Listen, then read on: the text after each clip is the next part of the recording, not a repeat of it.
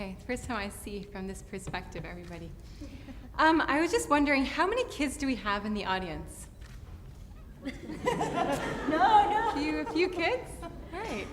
I just want to know how much noise to expect during the talk. No, I'm kidding. I ask this because I find there's a significant difference between children and adults as audience members. I don't know if you've ever taken the time to observe or hang around kids when they're taking in a new idea, a new object or game, or just a different way of doing things. But they tend to be incredibly, remarkably open and accepting, as if whatever it is you're offering is, by default, a possibility.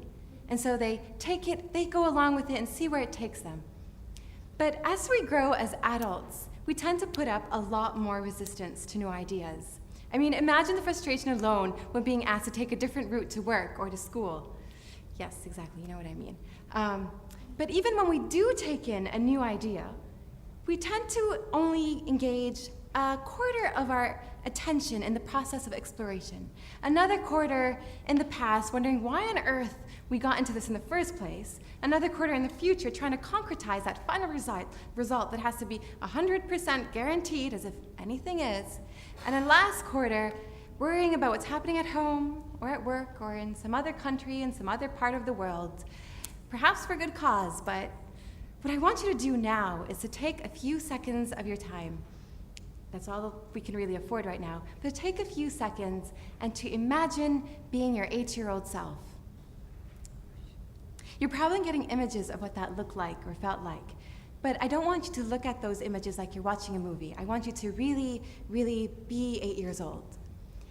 That would probably be like a bunch of 8 years old playing Twister in a Shakespearean theater. That would look absurd.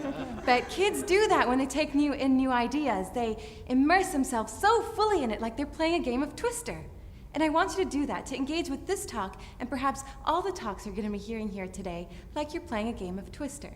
Now let me ask again, how many kids do we have in the audience? All right, great, we're getting somewhere. See, when I was a little girl in school, no, I am 8 years old like you are now, but I just don't go to school anymore.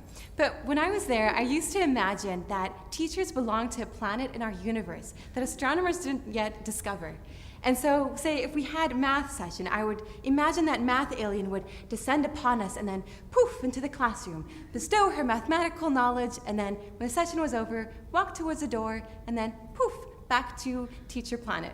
So you can imagine the horror when I'd actually see one of my teachers out on the streets or in a shop. My reaction was always, "What are you doing here? You can't invade here too." But I forgot about this conception I had of teachers until I became one. Go figure.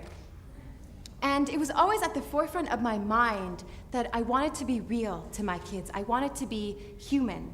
I wasn't sure how to go about that, except one day during morning meeting, each child was supposed to share 1 or 2 things they had done over the holidays. See, if you don't limit it to 1 or 2 things, they'll literally share every second of their day. Not that they do stick to 1 or 2 things, but you try. But as the turn slowly crept towards me, I thought, well, maybe I could subtly pass that to give the rest of the kids more airtime. They didn't really let me. They're like, "Miss Sarah, you have to share 1 or 2 things you did over the holidays." So I said, okay, here goes. So I shared what I did, and after that, something really interesting happened. Because 1 hand, 2, 3, 4, 5 hands shot into the air saying, "Miss, please, please, can we share just 1 more thing? It was incredibly, unbelievably important." My curiosity got the better of me, so I let them. It turns out that that 1 more thing was something that was either directly or indirectly related or similar to what I had said. It was as if they had found this connection that existed between us and hooked onto it. And not only did they hook onto it, they had to voice it and make sure that everybody else in the classroom knew of it and that I knew of it too. Miss Sarah, you and I, our lives are intertwined outside of the classroom. And that resonated again with me when during Read Aloud, I would pick out a book from the library that was there for weeks and wasn't particularly famous with the kids, but I would read it out loud. And then that day, and for weeks to come, they would rush to the library to get that same book, even though I had just read it out loud. But somehow, it had gained a whole new significance that it didn't have before. See, earlier on in that year, I had discovered an art form that was new to me. It was called spoken word poetry. It is called spoken word poetry, and it's this perfect fusion of poetry and theater and performance. And it struck such a chord with me that I knew I had to do it. So I started writing and performing to the only person who would listen to me, who was my flatmate at the time. Then one day, during lunchtime, I got up and I told my kids, guys, there's this poem I recently wrote. It's in my head. I would like to share it with you. I'm really nervous, incredibly shy about it. I don't usually perform in front of groups of people. So here goes. And I did. 3 things happened that moment. The first is that I was received with a huge, heartfelt applause from the kids. And I don't think it was just because of the poem. They probably didn't understand half of it. But also because what I had said before the poem. I had said things, voiced my vulnerabilities at things that they probably feel every day of their lives in different contexts.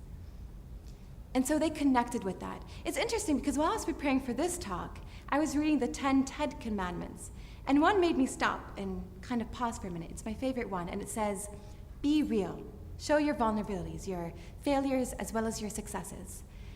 And it's interesting that the people at TED were aware of the magnificent power of showing your vulnerabilities and then the power it had in instinctively and profoundly connecting with other people. And yet, as teachers, we don't tend to think of it as important.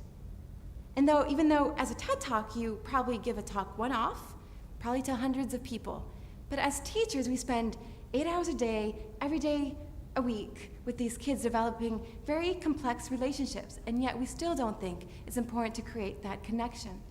The second thing that happened that day was, unknown to me at the time, I had created a precedent where every day during lunchtime, kids would come up to me and say, Miss Sarah, can I share the song I wrote yesterday, the painting I drew last week, or the joke that I came up with, the story I wrote? And so we had created a space during lunchtime where they could share parts of themselves that they were passionate about, that they didn't feel necessarily had enough time to express during the daily schedule. The third thing that happened was that I had exposed them to an art form that was as new to them as it was to me. And it struck a chord with some of them too. And so the semester after, some of the kids, we created a whole spoken word poetry club at school, and they started to perform in front of the entire school, which is a larger group than I had been performing in front of. But I would like to ask you at this point, how many here feel like they would like to see the people around them show more of their vulnerabilities, more of who they are? So how many kids do we have in the audience? And I think kids are sneaking in. You want to be careful about that. Okay. See, we ask kids to express or to discover their creativity, their passions, their talents, their interests, and to develop it in creative ways. But the problem is, they never get to see that in real ways, neither at home nor in school. These kids spend most of their time at home or at school for the first decade of their life. And yet, as teachers and as parents, we tend to bracket out, lock away our passions and our interests because we don't think they're relevant or important to our roles as caregivers.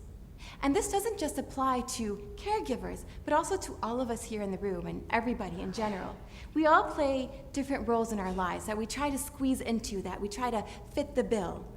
And when we do that, we leave a lot of who we are at the door because we think it's not important or relevant.